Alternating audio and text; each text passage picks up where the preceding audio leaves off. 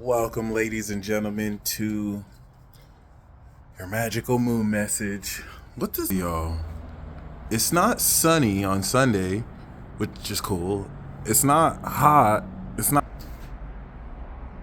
It's like it's almost fall. Anyway, welcome to your magical moon message. Moon in Leo, Sun in Virgo. I'm sorry, I'm just so not used to it not being a triple digit degree weather and the sun trying to kill us out here. So I think I don't know, having a struggle getting used to this. Maybe this will be like this. Maybe it won't turn super hot again, even though there's a weather app I could check. All right, y'all. We are transcending our sense of swag. I don't know whether to say personal swag. Is swag personal?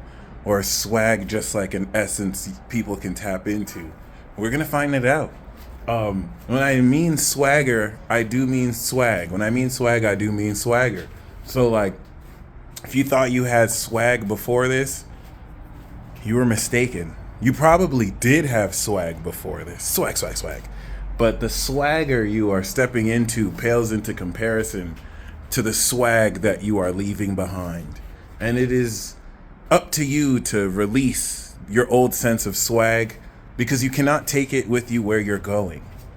Certain decisions you've made to style certain clothes with other clothes may have worked before, but you're on a whole new level of swag right now. And as we step into the new moon in Virgo, you're going to initiate this swag in a new behavioral pattern that expresses all of your swag and style. Lifestyle. Style comes with Virgo and it's expressed through Libra. Okay? And this is where you get to step into your power as we step through the eclipse. We're almost at the playoffs. We're getting done some last minute practice. This is the part of the analogy where, with the montage analogy I've been using, you don't even show signs of fatigue after you do what at the beginning of the montage used to wipe you out. Now you can do it without breaking a sweat. And we're right at the precipice before we step into the initiation of this new lifestyle, which takes 6 months to harvest. So by Pisces season, when we're now aware of our beliefs, we will have spent that 6-month process activating and initializing this new habit. And I'm not saying that it takes 6 months to bring in. Within 2 weeks of this new moon, we'll see results. But the completion of everything, we honor the 6-month cycles between new moon to, of course, harvest that will come through the opposition. Okay, so, whew. This moon in Leo is helping us uncover the newly direct Venus. Venus is no longer retrograde in Leo. And so now that it is direct, this is inspiring you in a very controversial way to take into account everything that Venus retrograde wanted to teach you, as far as allowing yourself to really, at a heart passionate level, express yourself in a way that is more aligned with your authenticity than has ever been expressed. If you think about the onion that you, with its layers, have been peeled, coming into deeper levels of yourself, what your authentic version of yourself may have been, may have shifted and adjusted. I just covered that. You just seen that. But like, yeah, kind of like trying on different clothes, right? You some of you watching this probably had different eras. Where you had eras of your swag. You used to wear these type of clothes. Then you used to wear these type of clothes. And you got to see glimpses of your authenticity through these different eras. You got to see different shades of yourself. And then you leveled up in like March, April. And so now it's like you've grown past these eras, these different styles, and now you're in a position where you can look at every single style you've ever donned, every era you've experienced, every saga, every season, every style of yourself, and they are coming back around to understand what about each of those captured who you are, so you can move forward with more of an authentic approach that you're proud of, that you're passionate about. And that's what Venus retrograding during Cancer, or really Leo and Virgo season, really helped to reevaluate by putting you in situations and scenarios that help you revisit how passionate or not passionate you are about certain things you used to love and love, versus now that the moon is back here, understanding this as it's moving forward. The 12th house nature to the Virgo sun is going to help uncover doubt and unconscious habits that no longer align with who you are now. So this is going to help you recognize patterns that used to really ascribe to an old era of yourself. That's just not gonna resonate.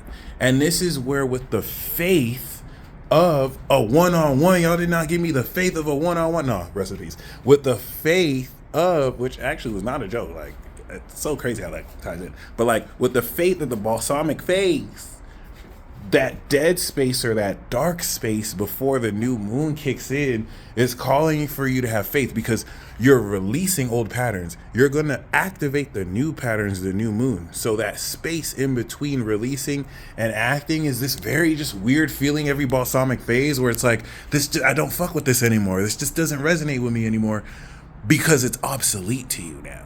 That feeling is you getting rid of it. And then you're going to activate the new way.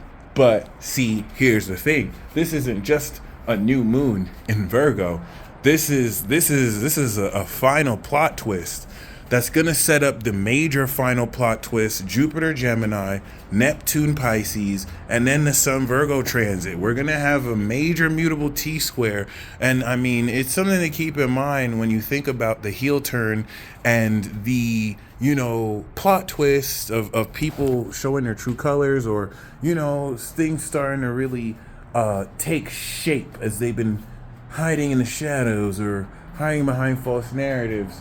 But the decisive and clear clarity of your actions and your decisions, which are now catching up to itself with what karma and integrity you align with, and the karma that expresses itself as karma, not meaning that something bad happened to you or something good happened to you, but what you did came back to you, whether it's good or bad.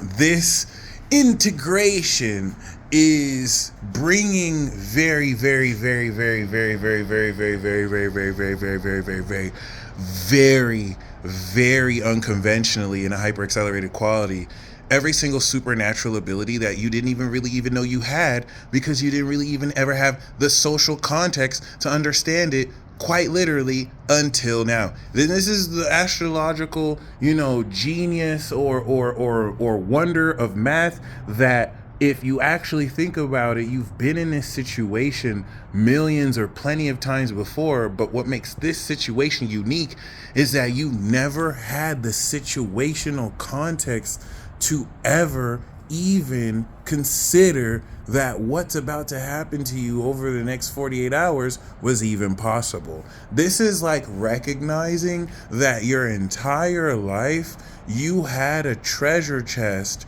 right next to you, and it would travel with you everywhere you went. But you didn't necessarily understand at the time the mechanics of how to see and even recognize these things, so that even if you knew back then you had it, it wouldn't be of any use to you. Case in point, it's like you're recognizing you have this book that has every single word known to mankind in the English language, right? And like, before, when you had this book, you didn't even know what English was. So someone did tell you, but like, you were looking at them like, what the fuck does that even mean? You didn't even know what a book really was for. And then relative to these old cycles, now you've learned English. Now you're on the quest for books. You want a book like this.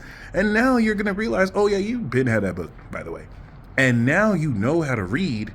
So it's like now you're being put in a situation where it is in context, where because this has kind of always been with you, these abilities you're awakening and activating, in an odd way, it's like you're learning to do things for the first time that you've always done but weren't conscious of being able to do. Certain things you've done auto-nervously that your critical mind has enabled you to decide. This is a mechanic that scientists studied happen in dreams, by the way, or neuronauts who studied how to lucid dream. You have a critical factor of your brain. So like when you go to sleep, I don't know if it dulls or anything, but it's specifically not supposed to be on as much because you're asleep. So like you can literally have a dream and an elephant could be smoking you out with crack, and your critical mind is going to be like, oh, that's normal, just so that you don't wake up. So what lucid dreamers do is that when they're awake, they practice being like, I'm not dreaming. Because what's going to happen is when you're in the dream, if you practice it, your critical mind will factor in and you could wake yourself up in the dream. If not, what usually happens is it's totally normal that this talking elephant is smoking me out crack. Even though you never smoke crack and you never see an elephant talk, your brain knows how to be like, no, it's totally fine. It literally dulls that part of your critical mind so you don't wake up in your dream. Okay. And like, this is what, if life is a dream, you know what I'm saying? This is what's happening to you right now. So like your critical mind, right? Because you've not programmed it to even believe in supernatural aspects of yourself, being that it can only view less than 1% of the electromagnetic spectrum, there are certain things that you've experienced your entire life that you, at a subconscious level, made you believe it was normal. And like, you can look this up on Google, you can look this up in any scientific finding. Like, your subconscious mind knows how to limit out. If you were to see everything your subconscious sees, you'd see too much. So your subconscious filters out a large portion of what you consciously process. So there are certain experiences on top of the way you were conditioned to experience reality, right? That personally, you have been using your abilities, but you haven't been aware that they were anything more than that. You might not even have processed it as anything beyond an auto-nervous function of your body. What happens if now all of that comes in front of your face and you pause and you start to recognize, oh wow, this is... So like, it's like you're rediscovering yourself again for the first time. All right. And this is where personally, okay, because of Uranus and Jupiter in Taurus, that is incorporating this pressure to the Leo, Venus, and Moon. This is that nudge that is going to, more than ever in a long time, give you this ability to understand, there's an infinity vehicle right there, to understand a whole host of these elements of your own unconscious habits. And now, because these are all social signs, in the way that you express this socially, or anything that's outside of just you and your individuality, it's a fancy way of saying that this is going to prepare you to get out your own way so you can activate this new moon cycle, prepare for the eclipse, and all that other good jazz. But this is why you're going to transcend your swag, because you're going to start to understand, oh snap, I got it like that. Oh, I got these abilities like that popping. Oh snap, because you've just harvested this new behavior. You've completed it through the moon in Cancer. You felt where it belongs. Now the moon in Leo was like, hold on. So if I just break dance and then boom, I can manifest a cup of water. I could do that. I could be like that in the club looking dope. Now my swag is transcendent. Oh, I'm no longer the person who used to be the wall sitter at the club. Like, oh, I wish someone could dance with me. Now my swag is transcendent. I can just walk up. What's up, honey? Want some water? Yeah.